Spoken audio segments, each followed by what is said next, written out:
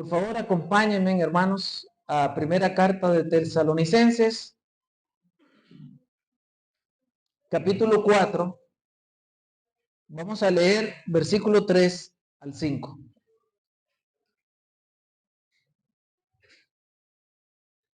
Dice así la palabra del Señor. Honestamente, su contexto está el versículo 1, sin embargo, voy a leer del 3 al 5. Pues la voluntad de Dios es vuestra santificación, que os apartéis de fornicación, que cada uno de vosotros sepa tener su propia esposa en santidad y honor, no en pasión de concupiscencias, como los gentiles que no conocen a Dios. Oremos, hermanos. Señor, gracias te damos esta mañana, Señor. Ayúdanos, por favor, a compartir esta mañana, Señor.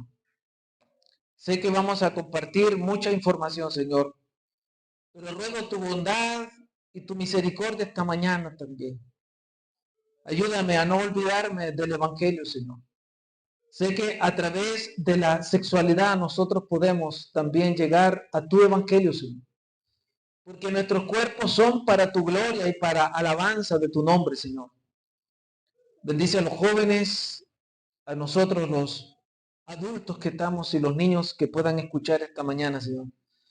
Dame sabiduría y ten misericordia de todos nosotros. Que este tema sirva para crecer en tu gracia y en tu misericordia.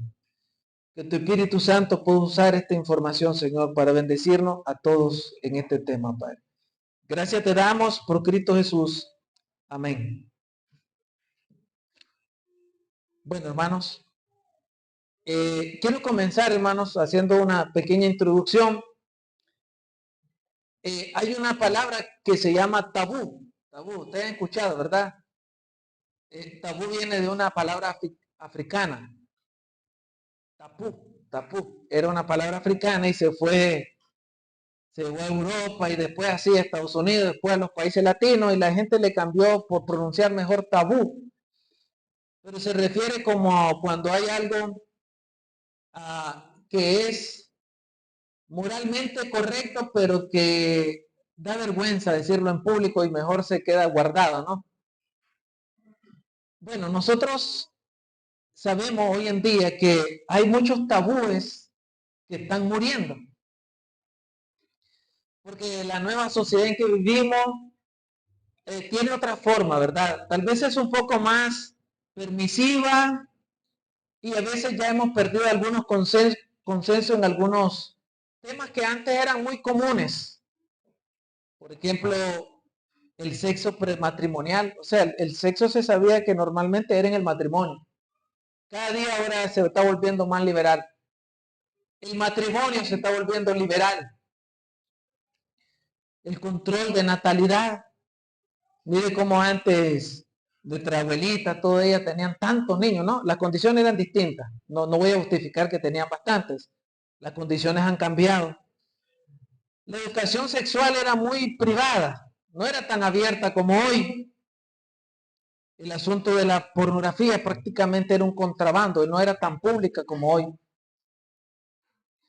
Entonces nosotros, al ver que todo esto se ha puesto como más liberal, nosotros hemos entrado como en un síntoma de que nuestra civilización, sobre todo en la parte que nos tocó vivir a nosotros, como que hay cierto peligro, ¿no? De que nosotros podamos colapsar en algún momento, o hay peligros. Nosotros sabemos que todos los imperios pasan, ¿verdad? Todas las sociedades pasan. Por ejemplo, los romanos fueron muy fuertes en su tiempo, ¿no? Los imperios fueron muy fuertes. Parecía que nunca iban a pasar y pasaron. No existe de ellos. Pero a veces nosotros, sin saberlo, hermanos, conscientes, pareciera, a veces consciente, a veces no muy consciente, nosotros no nos damos cuenta que nosotros estamos viviendo como síntomas de los últimos tiempos, como dicen las escrituras. Permítanme leer con ustedes, hermanos, Romanos capítulo 8. Y más que todo lo quiero tomar como ahí hay una metáfora que usa el apóstol Pablo ahí. Y dice Romanos 8, 21 al 23. Y por supuesto que Pablo se está refiriendo a Génesis capítulo 3, cuando el hombre cayó en pecado. Él dice, porque también la creación misma será libertada de la esclavitud de corrupción a la libertad gloriosa de los hijos de Dios. Porque sabemos que toda la creación gime a una y aún está con dolores de parto hasta ahora. Y no solo ella, sino que también nosotros mismos, que tenemos las primicias del Espíritu, nosotros también gemimos dentro de nosotros mismos, esperando la adopción, la redención de nuestro cuerpo. Pablo ahí está usando la metáfora de una mujer embarazada. Y él se está refiriendo de que la tierra completa ha caído en ese estado agónico. Y él está comparando como cuando una mujer está con dolores fuertes de parto. Hermano, nosotros cuando vemos tantas cosas malas en este mundo, aborto, homosexualidad, tantos divorcios, tanta maldad en este mundo, a eso se refería el apóstol Pablo. Son dolores de parto. ¿Por qué la tierra está dando esos dolores? Porque ella quiere ser redimida. Como nosotros, ¿sí o no? ¿Quién no quiere ser redimido? Que nuestro cuerpo ya no sean tan débiles y no caer tanto en pecado. La tierra también anhela eso, salir de esa esclavitud. Hoy nosotros pareciera que estamos volviendo al paganismo pasado, de donde los judíos y los cristianos avanzaron mucho en cuanto a ayudarnos como personas nosotros. Si habían religión, si le queremos llamar así, que eran muy enfáticas en la fidelidad al matrimonio, a la familia, eran los judíos cristianos. Y ellos batallaron mucho con el paganismo. Por eso es que en la Biblia se denuncia mucho el paganismo. Paganismo, aunque se refería a una persona que vivía en la zona rural, o sea, pagano se le llamaba a una persona que vivía en la zona rural, o sea, alguien alejado de la ciudad. Conforme el tiempo se le fue dando ese nombre a personas que no se volvían creyentes, paganos, pero originalmente significaba un campesino alejado de la ciudad. ¿Por qué? Porque allá poco en las zonas urbanas llegaban las iglesias. Entonces por eso se le llamaba paganos, que ellos poco tenían acceso a las iglesias. Pero nosotros, ustedes saben que ese término hoy en día es distinto. Pagano se le llama a alguien que no abraza los principios del Señor. Y nosotros pareciera que estamos colapsando, pareciera que estamos volviendo a ese paganismo. ¿Por qué le digo esto?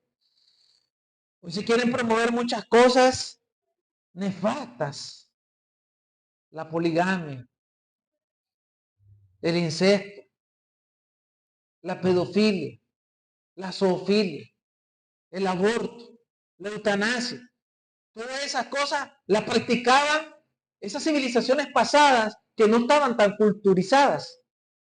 Pero nosotros estamos volviendo a eso otra vez.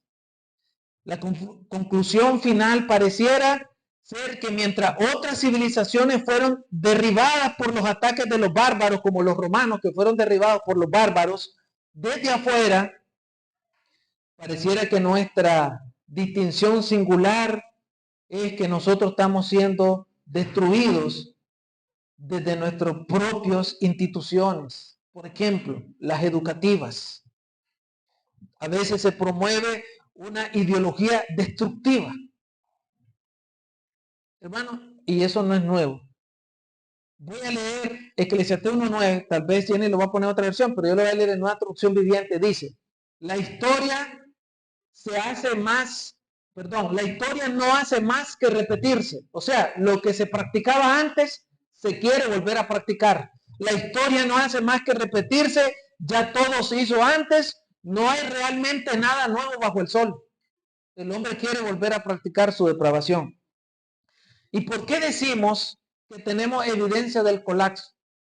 Los grandes pensadores, ¿verdad?, que estudian nuestra sociedad hoy en día, ellos, por ejemplo, han estudiado cómo se derribó el imperio griego, cómo se derribaron los medos, los persas, cómo se derribó el imperio romano. Y claro, se han estudiado cómo cayeron. porque ellos comenzaron a practicar ciertas cosas que lo llevó a colapsar.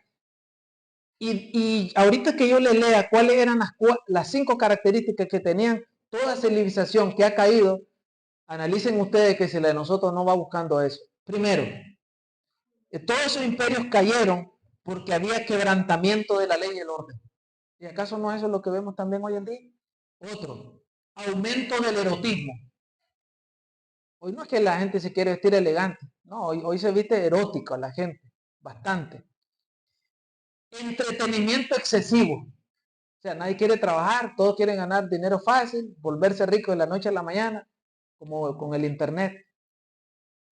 Sistema de impuestos complejos. Y el último, el aburrimiento excesivo y la falta de propósito a largo plazo. Todo lo queremos así ya. Esas son las características que siempre colapsan a una sociedad y eso es lo que nosotros también vemos peligro hoy en día. Hermanos, vamos a ir a nuestro primer punto de esta conferencia. Así la determinamos como predicadores. Ok, leamos Génesis capítulo 1, 28. Y vamos a hablar cómo fue durante toda la Edad Media el asunto de la sexualidad. Yo quiero compartir este tema con ustedes. Pero antes de ir a la Edad Media hay que ir a la Escritura, ¿no? Cómo Dios instituyó la sexualidad. Génesis 1:28 dice, y los bendijo Dios y les dijo, fructificad y multiplicaos, llenad la tierra y sujuzgadla, y señorad en los peces del mar, en las aves de los cielos, en todas las bestias que se mueven sobre la tierra. Hasta mi niña que está chiquita sabe que el hombre y la mujer para fructificarse y multiplicarse, pues tenían que tener relaciones, ¿no? Eso es lo más normal. No debe ser un tabú nosotros como iglesia, eso es lo más normal. Eso deberían saber los niños también. O sea, pero ustedes pueden ver que Dios le está diciendo que los bendijo. O sea, Dios está bendiciendo la relación sexual en el matrimonio. Más adelante el Señor da detalle en el capítulo 2 y me gustaría leerlo. Vamos a leer del versículo 18 al 25, da más detalle de cómo Dios lo hizo. El versículo 18 dice, y dijo Jehová Dios, fue Dios, no es bueno que el hombre esté solo, le haré ayuda idónea para él. Dios fue el de la idea. Bueno, y le damos gracias al Señor por esa buena idea, ¿verdad? Dios siempre tiene buena idea. Jehová Dios formó pues de la tierra toda bestia del campo y toda ave de los cielos y las trajo a Adán para que viese cómo le había de llamar. Y todo lo que Dios, Adán llamó a los animales vivientes, ese es su nombre.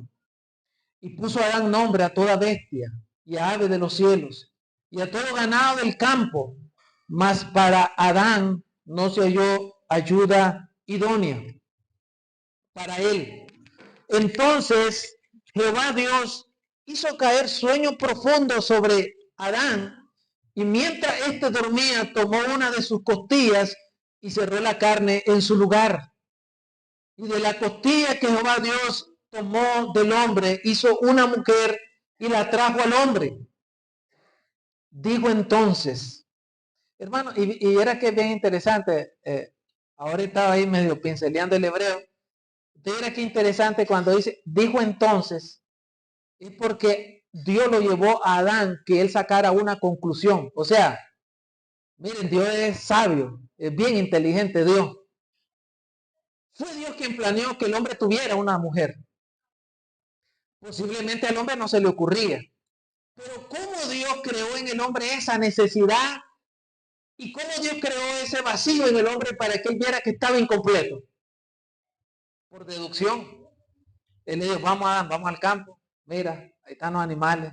Hay que ponerle nombre a todos los animales. Le comenzó a pasar parejitas de animales, hasta que Adán dijo, oye, la mía, o sea, yo no tengo. Dios le creó esa necesidad. Dios le hizo ver, estás incompleto, ¿te das cuenta? Es como cuando uno hace una reflexión, ¿no? Uno hace una reflexión, uno dice, que todo, a mí me falta esto. Dios lo llevó a reflexionar y a saber de que estaba incompleto, hermanos.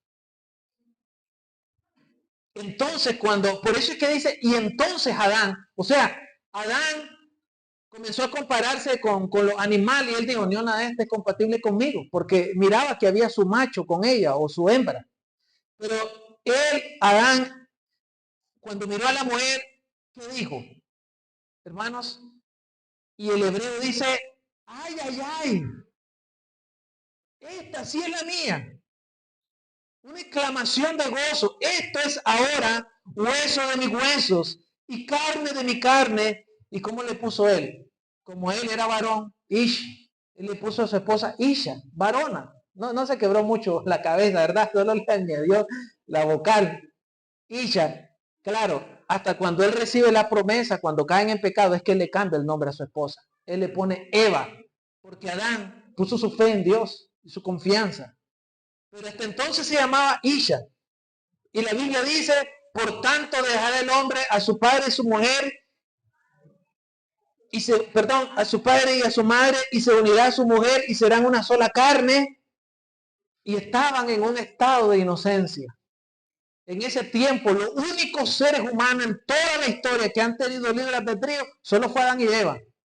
Ahí el resto, ninguno de nosotros tiene libre albedrío porque hemos sido condicionados por nuestra naturaleza. Si tu naturaleza es caída, tu libre albedrío está afectado, siempre vas a inclinarte al mal. Si has nacido de nuevo, tu libre albedrío está condicionado, te vas a inclinar a hacer lo bueno. Porque el espíritu te va a dominar, como lo estuvimos viendo esta mañana. Y estaban ambos desnudos, Adán y su mujer, y no se avergonzaban. Hermanos, le quería leer esto para que nosotros veamos que es de Dios la idea de la sexualidad, que es de Dios la idea de que el hombre se una. No hay nada perverso en eso. Eso es normal. Pero muchas veces la sexualidad, y voy a hablar de la Edad Media, ¿verdad? Cuando llegando a los años 400, 500, hasta los años 1500, antes de la Reforma, a eso se le llama la Edad Media. ¿Por qué voy a hablar de este punto? Porque fue cuando la Iglesia Católica se institucionalizó como una religión oficial y fue la que dominó el pensamiento de todas las personas. Sea voluntaria o no voluntaria, le dominó el pensamiento y le inculcó esos hábitos. Y entonces en esos tiempos la sexualidad muchas veces se veía como algo opuesto a la santidad. O sea, el sexo era visto como algo sucio en la Edad Media. Era malo y era un tabú. Por ejemplo, ¿quién fue uno de los que influyó bastante para meter ese pensamiento a la iglesia? Uno de los grandes teólogos y grandes pensadores, Agustín. Los años 300, 400, Agustín, un monje africano, que es muy buenísimo en la teología, pero lamentablemente en ese aspecto no fue muy fuerte. ¿Pero por qué? Cuando nosotros hemos estudiado la historia de Agustín, nosotros sabemos cuál era su trasfondo. ¿Qué pasó con la vida de Agustín antes de llegar al Señor? Fue un hombre promiscuo. Tenía problemas con las mujeres, con los juegos al azar y con las fiestas. Y él en su temor, cuando se convierte al Señor, él se vuelve, ¿verdad?, un hombre homofático con la sexualidad. Incluso pensadores como él, muy buenos teólogos, comenzaron a afirmar que el coito, que es un término médico para referirse a la relación del hombre con la mujer, que el coito era el pecado por el que Adán y Eva habían caído. ¿Cómo iba acá? No sé si ustedes han visto, por ejemplo, en los moteles. Un día yo le pregunté, cerca de la carretera donde nosotros hicieron un motel, y un día yo le pregunté cuando estaban poniendo el rótulo, porque aparece una manzanita comiéndose, un hombre y una mujer comiéndose una manzanita, y le digo al chaval, ¿qué significa esta cosa? Él dice, fue el pecado de Adán y Eva. O sea, mentiroso. La gente tiene ese pensamiento. No, hermanos, ese no fue el pecado de Adán y Eva. La sexualidad no era el pecado. Esto era lamentable y era una distorsión, pero ¿por qué ellos entraron en esa distorsión? Porque se volvieron muy legalistas tratando de proteger el matrimonio. Pues la intención era buena, pero la manera no era correcta. Hermanos, miren lo que ellos practicaban. Todo esto se tenía que tener de relación sexual. Escuche bien. Los viernes, en honor a la crucifixión, la iglesia enseñaba, nadie puede tener relaciones sexuales. Durante el embarazo, nadie podía tener relaciones sexuales. 30 días después del parto, nadie podía tener relaciones sexuales. Durante la menstruación, nadie podía tener relaciones sexuales. 40 días antes de la Navidad, para santificar la Navidad, nadie podía tener relaciones. 40 días antes y 8 días después de la Pascua, nadie podía tener relación en honor a la Pascua. 8 días antes del Pentecostés, nadie podía tener relaciones. Los domingos, en honor a la resurrección, nadie podía tener relaciones, como hoy, domingo de resurrección, nadie. Los miércoles para recordar la cuaresma y 5 días antes de la comunión, cuando la gente iba a dar comunión, no podían tener relaciones. ¿Y sabe qué decía Agustín y otros teólogos? Ellos decían que cuando un hombre y una mujer tenían relaciones sexuales, el Espíritu Santo se iba, porque no soportaba tanta inmundicia. No, hermanos, no era cierto.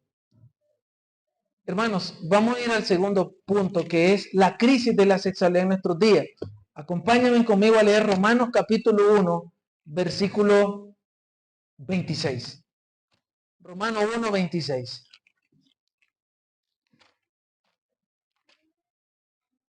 Bueno, estos teólogos que les mencioné tenían defecto en esta área, pero en teología eran muy buenos, ¿oyeron? Versículo 26. Por esto Dios los entregó. Vamos a hablar de la sexualidad inmoral de nuestros días. Y cuando me refiero a nuestros días, hermano, ya saben a qué me refiero, ¿verdad? No estoy hablando de hoy. Estamos hablando de que Cristo se fue hasta su segunda venida. Todos estos son los últimos tiempos. Versículo 26. Por esto Dios los entregó a pasiones vergonzosas, pues aún sus mujeres cambiaron el uso natural por el que es contra naturaleza.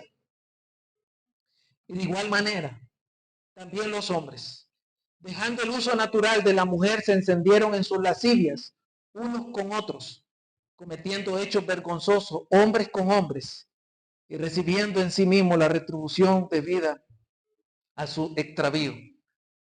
Y como ellos no aprobaron tener en cuenta a Dios, Dios los entregó a una mente reprobada para hacer cosas que no convienen. Y como ellos, y estando atestados de toda injusticia, fornicación, perversidad, avaricia, maldad, llenos de envidia, homicidio, contienda, engaño y malignidades, murmuradores, detractores, aborrecedores de Dios, incuriosos, soberbios, altivos, inventores de males, desobedientes a los padres, necios, desleales, sin afecto natural, implacables, sin misericordia,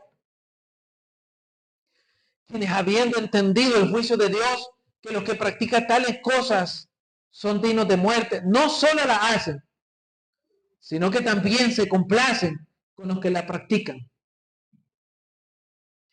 Lamentablemente, hermano, nuestra sociedad en general hoy ha caído en la pérdida de esos valores y ya no hay frenos sociales. Nosotros últimamente hemos perdido el sentido de la vergüenza. Ya no nos da vergüenza desnudarnos. Yo un día esto estaba platicando con una joven que creo que es piadosa y me decía ella, bueno, en mi iglesia me enseñan a vestirme que si yo levanto las manos y la blusa se me levanta hasta aquí, pues yo no debería usar ese tipo de blusa, debería bajarla, etcétera. Perdí el sentido de la culpa, ya nadie se siente culpable por cosas así, pues el mundo la hace. Perdí el sentido del deber, nos hemos vuelto irresponsables muchas veces. Bueno, estoy hablando de manera general, ya si alguno viene personalmente a reclamarme, estoy hablando de manera general. Por ejemplo, hermanos, hay algo que se llama, ya no existe, Motion Picture Code, que eran las películas de Hollywood, era como un reglamento para regular las películas. ¿Sabe quiénes regulaban las películas en todo el tiempo de 1933 a los años 60? En los años 70 se quitó. Mire, siempre que se hacía un guión de una película, Hollywood tenía que someterlo a un comité. ¿Quién estaba en ese comité? Estaba un sacerdote de la Iglesia Católica, estaba un pastor de la Convención Sureña y estaba una oficina que se llamaba Office Field Protestante. Era una oficina de hermanos protestantes, o sea, religiosos. Y ellos, ¿qué chequeaban en las películas?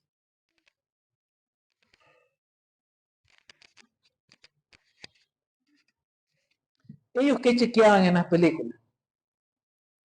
¿Qué era lo que no era permitido, hermanos? Y díganme si eso no es lo que vemos hoy en día en la televisión. Relaciones de sexo ilícito y escenas íntimas eran restringidas.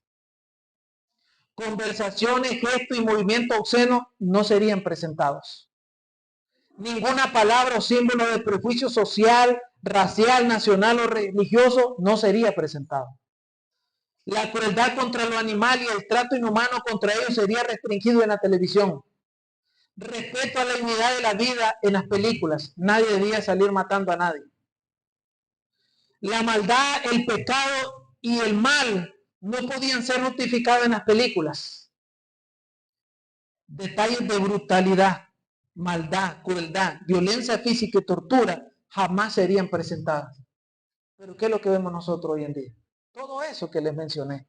No hay frenos sociales ya.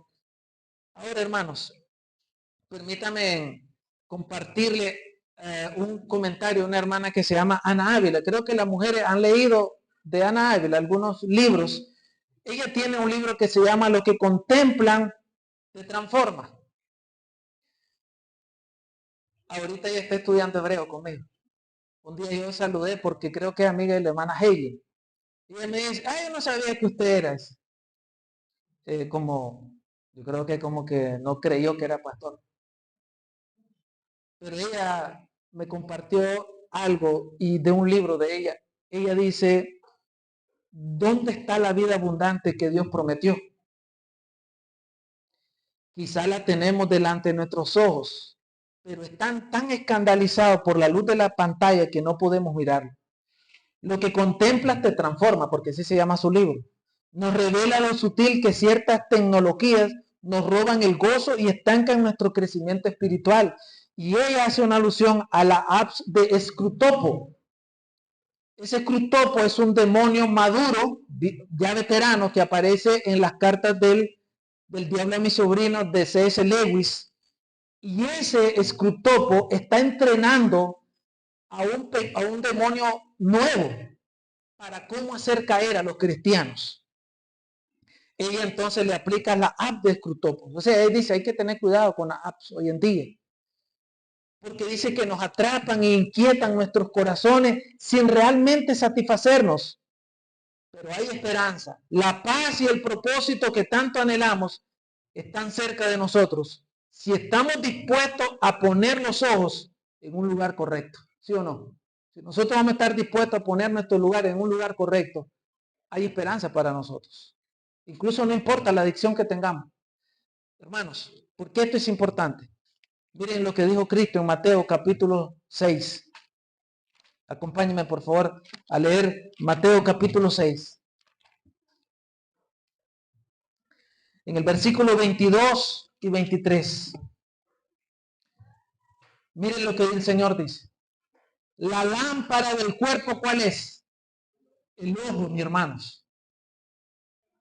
Es importante lo que vemos. Eso lo está diciendo Cristo. La lámpara del cuerpo es el ojo.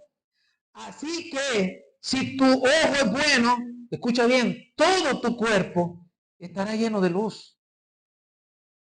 Pero puede pasar lo contrario. Pero si tu ojo es maligno, todo tu cuerpo estará en tinieblas. Así que si la luz que hay en ti, así que si la luz que en ti hay es tinieblas, hermano, ¿cuánto más serán las mismas tinieblas? Lo que Dios está diciendo es, tienen que tener cuidado con lo que vean, porque esas son las ventanas que van directa a tu alma. Esas son las que pueden matar o edificar tu alma. Yo les digo claro a todos nosotros, los hombres y mujeres, hermano, tenemos que ponernos las pilas. ¿Qué es lo que vemos? ¿Qué es lo que estamos viendo nosotros? No suavices el pecado, tiene que ser recto. Hay cosas que son diabólicas hoy y que nos matan sutilmente a nosotros. Y nosotros tenemos que tener cuidado con eso, hermanos. Bueno, tampoco me quiero volver legalista, no. El televisor no es el problema somos nosotros. Que no tenemos carácter a veces para evitarlos. Hay un profesor de educación que por mucho tiempo, él fue asesor en Estados Unidos de educación y él fue profesor y él dice lo siguiente, hablando de la condición de nuestro mundo, los jóvenes han sido educados en escuelas que profesan ofertar educación. Pero lamentablemente ellos dicen que es libre de valores, moralmente neutrales. Los libros de texto y los profesores expresan, no te podemos decir lo que está bien o mal. Tú debes decidirlo por ti mismo. Solo podemos hacerte consciente de tus opciones. Y entonces, ¿para qué entonces mandamos a la escuela a esos profesores? Los profesores solo te van a poner opciones neutrales y es el joven que va a decidir. Hermano, por eso vemos, el joven a veces no tiene madurez para decidir, por eso están los padres. Por ejemplo, hermanos, ahí disculpen, yo sé que a veces he compartido demasiada información, pero miren, ¿por qué en 1945, a partir de ese momento, apareció un hombre llamado Albert Camus, que era un filósofo francés? Y él comenzó a decir que es el famoso hombre que comenzó a desarrollar la teoría de la vida sin sentido. Y en sus conferencias decía que el suicidio era una opción para el ser humano. Pero ¿por qué él dijo eso? Él, aferrándose a las teorías de Platón, de Aristóteles, comenzó a hablar de un hombre de una filosofía griega donde decía que la vida no tenía sentido porque la filosofía griega lo que enseñaba era que a un hombre le cuesta tanto subir una roca, una montaña, que cuando esté en la cima la vuelve a dejar rodar hacia abajo y así sucesivamente y se vuelve un ciclo. Entonces él dijo que la vida no tenía sentido. ¿De dónde aparecieron todo el fundamento para los hippies que salen después de Albert Camus? ¿Se acuerda? Amor y paz. ¿Qué era eso? Una rebelión contra el estatus tradicional de la familia y del sexo. Pero esa vida alegre llevó a los hippies a meterse a la degeneración sexual y a las drogas. No era ese el verdadero objetivo. Después ya apareció en 1970 la revista Playboy con la revolución sexual. Después aparece en los años 80 la década de la avaricia porque Estados Unidos va creciendo mucho económicamente. ¿Y qué pasó como resultado? En 1981 aparece el primer caso de SIDA y ahora abunda, hermanos. Ahora, C.S. Lewis, permítame decirle, él decía lo que dice Génesis. El hombre no inventó el sexo. El hombre lo que hizo fue distorsionarlo. Miren lo que dice, para terminar esta parte, Proverbios 5:18. Proverbios 5:18. Sea bendito tu manantial. Voy a leer hasta el 20, hermanos. Sea bendito tu manantial y alégrate con la mujer de tu juventud, como sierva amada y graciosa Gaciela. Su caricia te satisfaga en todo tiempo y en su amor recréate siempre. ¿Y por qué, hijo mío, andarás ciego con la mujer ajena y abrazarás el seno del extraño? Y es una celebración a la relación sexual. Vamos a ir a un punto más, hermanos. Quiero hablar un poco de la inmoralidad sexual en estos días, pero voy a hablar brevemente del asunto de la pornografía. Y quiero que me acompañen a Mateo 5, versículo 28.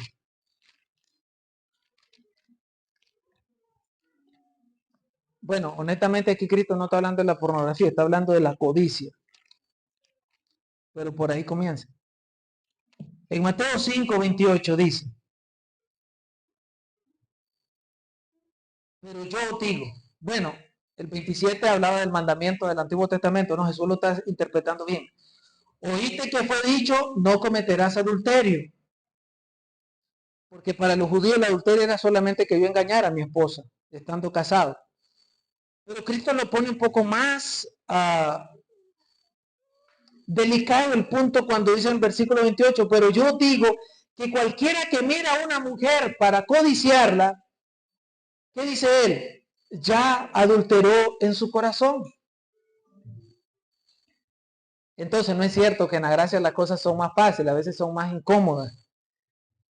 Hermanos, por ejemplo, antes la poligamia, la sodomía y todo tipo de distorsión sexual, y no se asusten con lo que voy a decir, como la pedofilia, la zoofilia, cosas que, por ejemplo, todas estas que les he mencionado, aunque son modernas, quiero decirles que ya existían.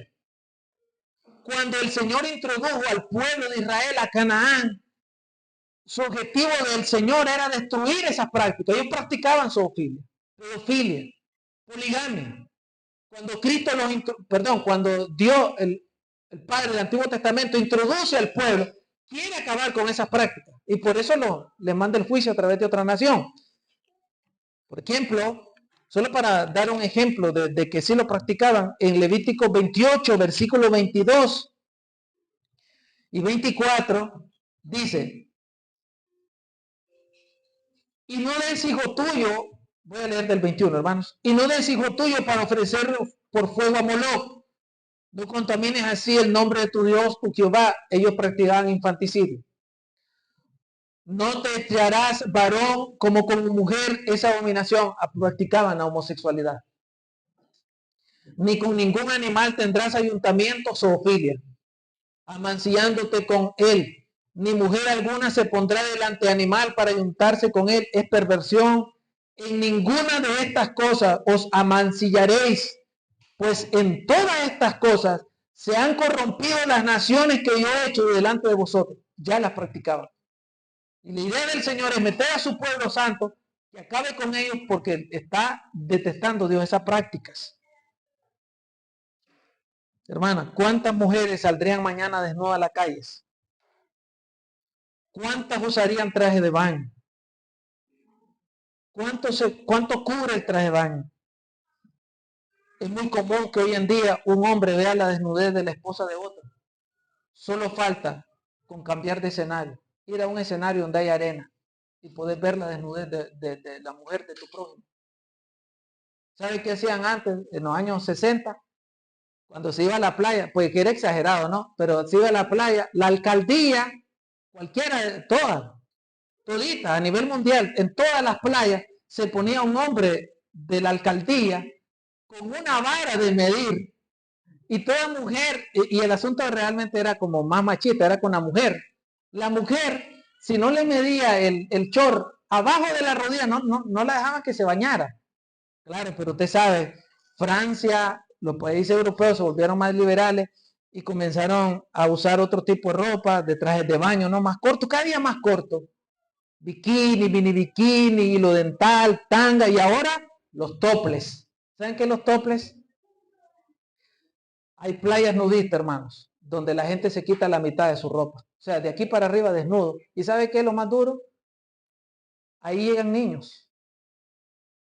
O sea, ya no. Y miren lo sorprendente. Este estudio lo hizo la iglesia del hermano Miguel Núñez. Hicieron un retiro en un hotel. Y le pidieron al hotel que reportara por la noche dónde se conectaban los hombres. Y el 80%, el hotel reportó que el 80%, ahora era interdenominacional, el 80% de los hombres que habían sido convocados a la conferencia habían visto pornografía esa noche en el hotel y eran cristianos. Por eso yo le doy la razón cuando el hermano Ryan Bush a veces habla y tiene medio pesadito de su boca. Él dice, la plaga maldita de la iglesia es la pornografía con los hombres. ¿Por qué? Porque tiene las 3A. Es anónima, es adictiva y es accesible. Más peligrosa que ir a buscar droga, porque si va a buscar droga, tenés que irte escondido a ver dónde la vende, pero la pornografía la anda en el celular, aquí en su bolsa, y solo falta que hable un dispositivo, pues mete una recarga. Hermanos, miren esta estadística de segundos para terminar esta parte. Cada segundo, $3.076 son consumidos en pornografías. Por eso es que es una de las empresas más millonarias del mundo. Cada segundo, 28.258 usuarios de internet ven pornografía. Cada segundo, 372 usuarios de internet están buscando contenido de adultos. Cada 39 minutos es producido un nuevo video de pornografía en Estados Unidos. El 12% de las páginas de internet son pornografía. En Estados Unidos, 40 millones de personas visitan regularmente páginas pornográficas entre hombres de 18 a 24 años. Y el 70% de esos hombres visita una vez al mes la página. 20% de los hombres admite ver pornografía en su trabajo. Y el día en que más se visita pornografía a nivel mundial es el día domingo, el día del Señor. Porque es el día de descanso. Y la gente no hay que hacer. Hermanos, solo quiero animarlo a hacer una reflexión. Estas imágenes cuando nosotros vemos no salen fácilmente, hombres y mujeres. A veces nosotros pensamos que ver esto no daña a los otros, pero ¿cómo no daña a los otros? Porque es algo falso, es algo anónimo. Y quiero decirle algo, las mujeres también ven pornografía, este no es un asunto solo de hombres. ¿Usted le daría un revólver cargado a un hijo? No, ¿verdad? Pues tampoco revísele dónde se mete él, porque es peor. Yo nunca he estado de acuerdo en que alguien le ponga un televisor en el cuarto a su hijo y que lo deje solo. O que ande celular a cierta edad. Yo no se lo daría, hermano. Pero yo no soy padre de todos los hijos de aquí. Cada quien ve eso, lo puede matar con el tiempo. Lo va a acabar, le va a dañar su carácter. No va a poder ser hombre cuando se case. No va a ser un hombre de trabajo porque va a ser inestable. Nunca va a rendir en nada. Porque lamentablemente lo destruye. ¿Sabe por qué? Porque el hombre y la mujer se acostumbran a tener niveles altísimos, hermanos, de neurotransistores. Un ejemplo, cuando te pone a eso, es como la droga, quieres más, quieres más, quieres más, y no puedes. Porque llega un momento en que quieres tanto que el cerebro se te deforma. A mí me gusta el hermano Miguel Núñez, ustedes saben que a pesar de pastores médicos, él tiene tomografías tomadas de los hombres que han practicado eso. Hermano, se le hace en la parte derecha del hombre, se le hace un bulto en el dentro de tanto ver pornografía y fumar droga al hombre.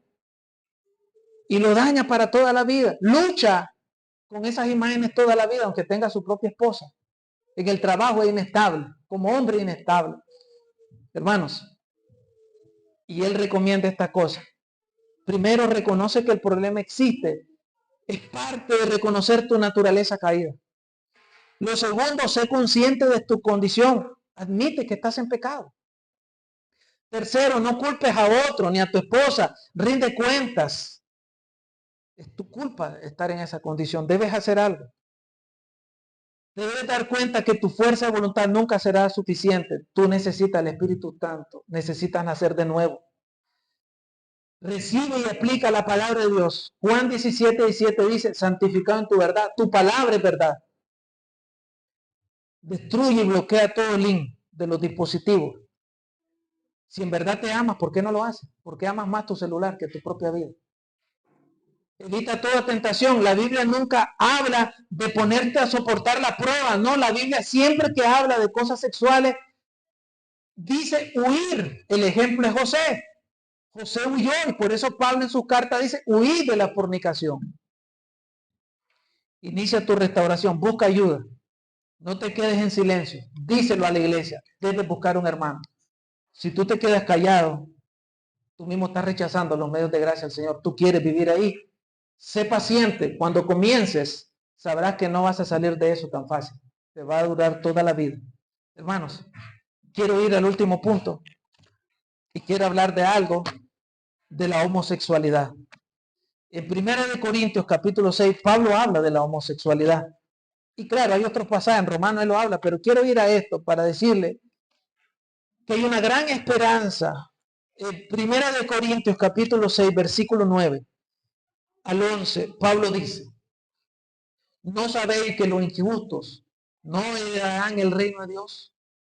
No erréis, ni los fornicarios, ni los idólatras, ni los adúlteros, ni los afeminados, de ahí donde está la raíz porneia, donde sale la pornografía y donde sale también la homosexualidad, ni los que se echan con varones, ni los ladrones, ni los ávaros, ni los borrachos, ni los maldicientes, ni los estafadores heredarán el reino de Dios. ¿Qué dice Pablo? Y esto erais algunos, mas ya habéis sido lavados. Hermano, y aquí quiero que seamos claros. Nosotros somos, bueno, muchas veces nosotros tenemos una gran homofobia a este tema.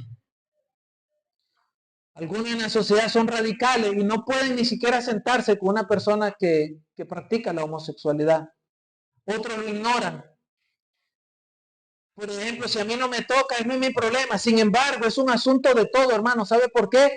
Porque esta es una ideología que quiere adoctrinar a todos los jóvenes de esta generación. O sea, no es una ideología tranquila, no, es una ideología que quiere adoctrinar. ¿Por qué se meten en las escuelas? Porque la pretensión es adoctrinar. Y llegan al punto de que ellos van a reclamar derechos. ¿Sí o no? Ellos quieren derechos. Pero hermano, el derecho es un 100%. Darle derecho a ellos es quitárselo a otros. No hay ciento y pico de derechos, hay 100% de derechos. Darle derecho a ellos es quitarle un porcentaje a los que tienen ya el derecho. Y hay algunas iglesias, hermanos, que se convencieron de que este era un asunto normal y defienden los derechos de estas personas. Y dicen que más bien son víctimas de su condición. Por ejemplo, en Estados Unidos están las iglesias de la comunidad metropolitana. Ellos dicen que los cristianos pueden ser homosexuales, todo el movimiento LGTB. Por ejemplo, la comunidad de Magdala en El Salvador, aquí cerca, en Centroamérica, ellos enseñan eso. La iglesia evangélica española lo enseña y las iglesias tradicionales metodistas, ellos dicen que sí, que un homosexual puede ser hasta un pastor. Hermanos, pero ya miró lo que Pablo aquí nosotros leímos. Ustedes ven que Pablo no solo se está refiriendo a los afeminados, ni a los que se echan con varones. Pablo habla de otros pecados. Habla de ser ladrón, habla de ser avaro, habla de ser un borracho, habla de ser alguien maldiciente, ser un estafador. Y él pone en esa categoría también. Pablo no está exaltando aquí el pecado de la homosexualidad como muchas veces lo hacemos los cristianos. Cuando nosotros a veces somos mentirosos y sí, pero como el pecado de ellos es evidente, nosotros los acusamos a ellos. Pero ser un estafador, un ladrón, todos estos pecados, eso también evita que entres al reino del Señor. No solo ellos. O sea, nosotros a veces somos buenos a estar viendo porque ellos se visten de tal manera, eso es así, pero hay que revisarnos nosotros también.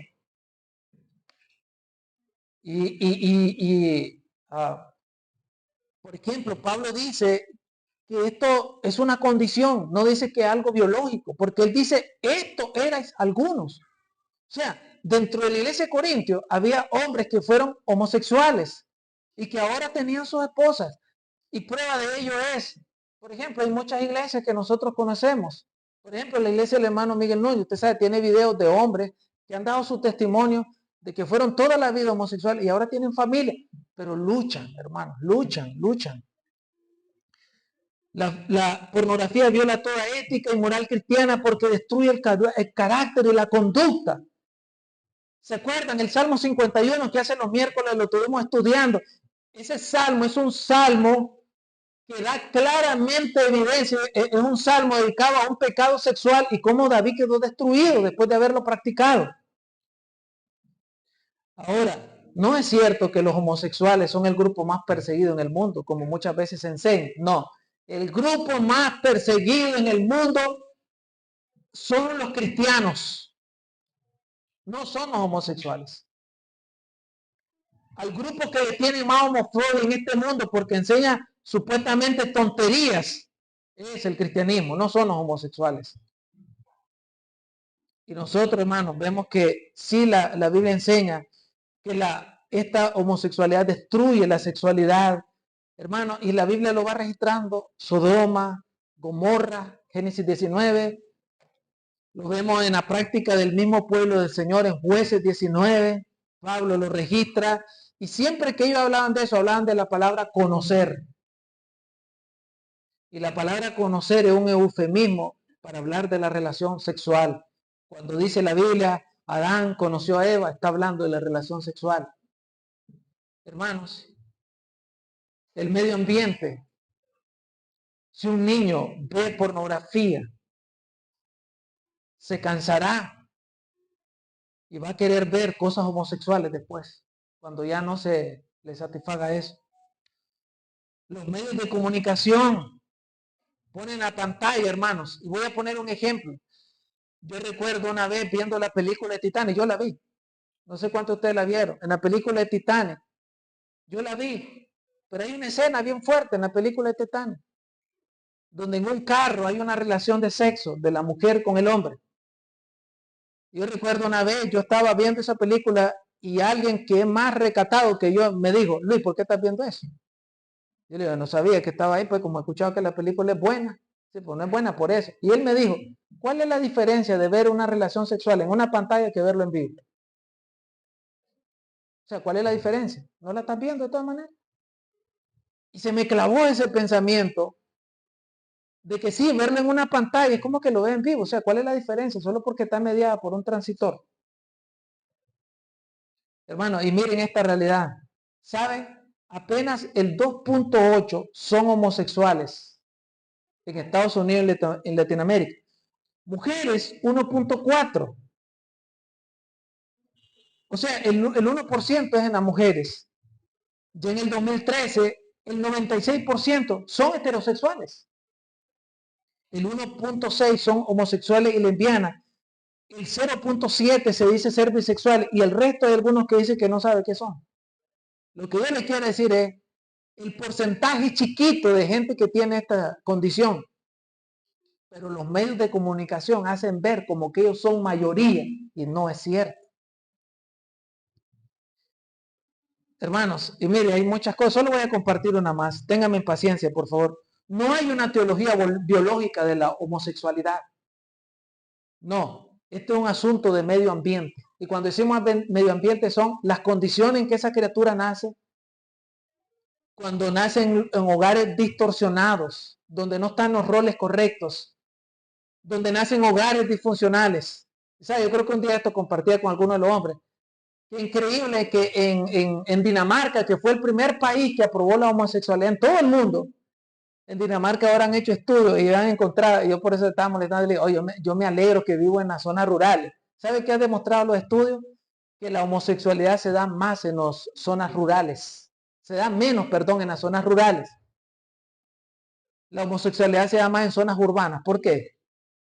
Porque la sociedad es más colapsada y hay más roce uno con otro y hay más libertinaje.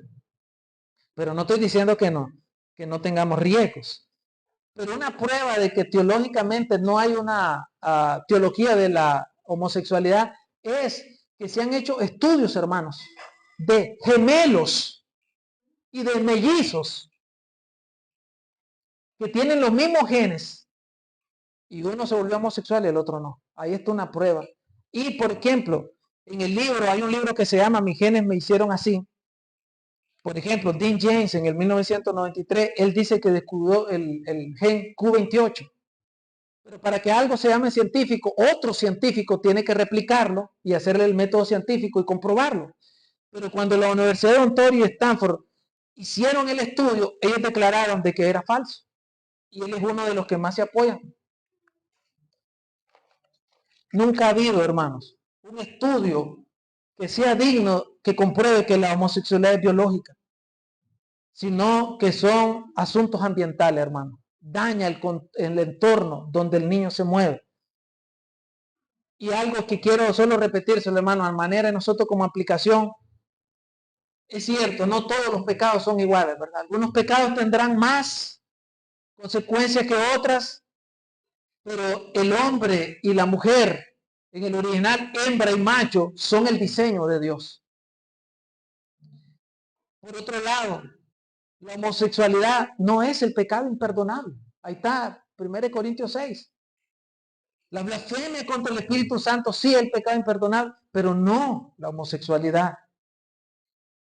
Y los homosexuales necesitan lo mismo, hermano, que usted y yo necesitamos, el Evangelio. Ellos no necesitan algo distinto, ellos necesitan el Evangelio como nosotros. Son personas. Y ahora usted sabe, hay de todo tipo, hermano. Ya no se considera hoy el órgano masculino y femenino, X, Y, X, no. El diablo, los medios han metido tantas distorsiones, hermano. Lesbianismo, gays, bisexuales, transgéneros, transexuales, intersexuales, a eso es lo que nosotros escuchamos, LGTBI. Pero quiero terminar, hermano, hablando, como comencé con el pasaje, hablando de la Biblia y de la inmoralidad y cuál debe ser nuestra perspectiva, hermanos. Volvamos por favor una vez más a 1 Tesalonicenses 4.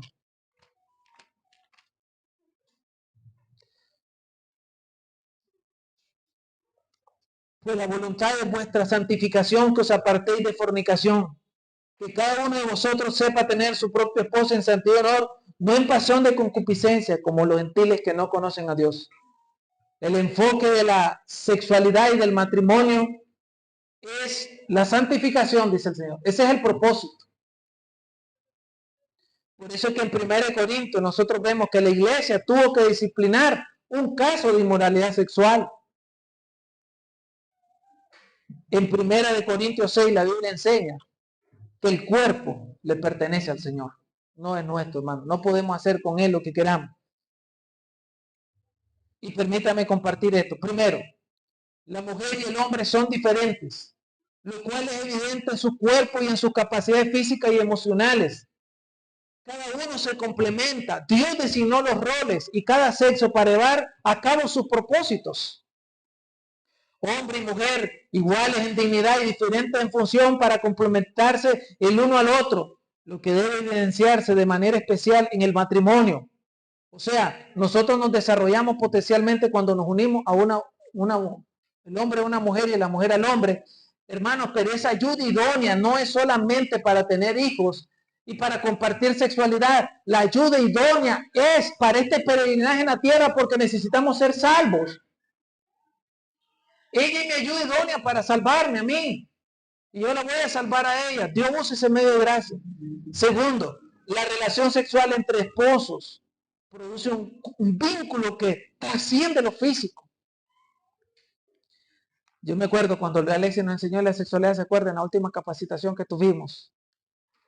No es solo la expresión mayor de unidad entre un hombre y la mujer, hermano, es la relación sexual. Dios lo diseñó así. Mientras nosotros esperamos con certidumbre la celebración de la boda del Cordero, la unión matrimonial, cada vez que la celebramos es un recuerdo de eso, de la unión con Cristo, con su iglesia. Se debe hacer en santidad.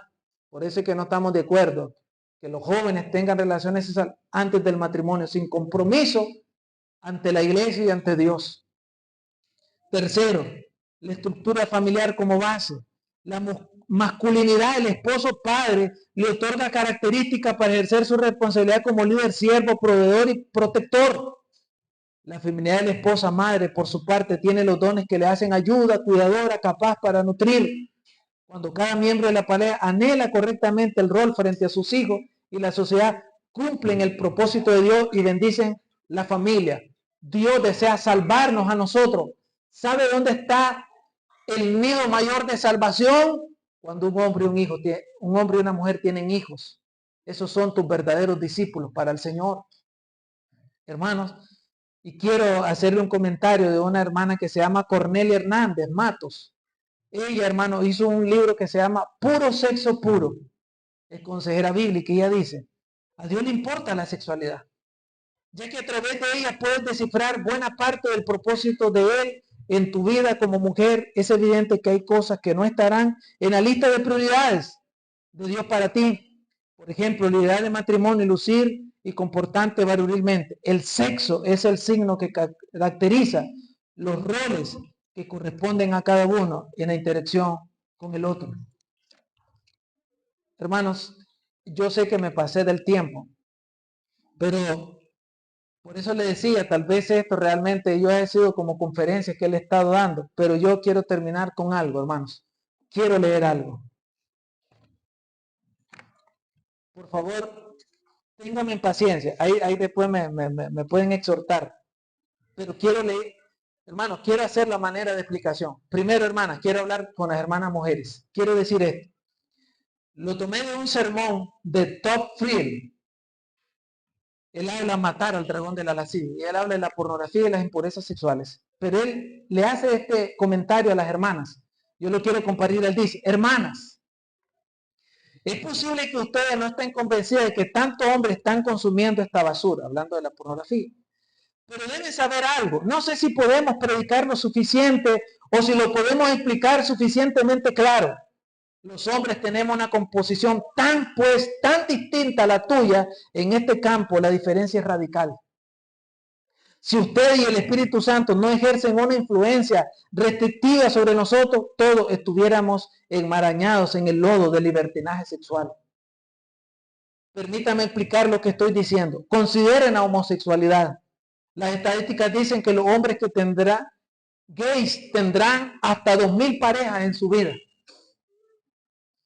¿Qué los causa actuar así? No tiene ninguna influencia femenina para restringirlos.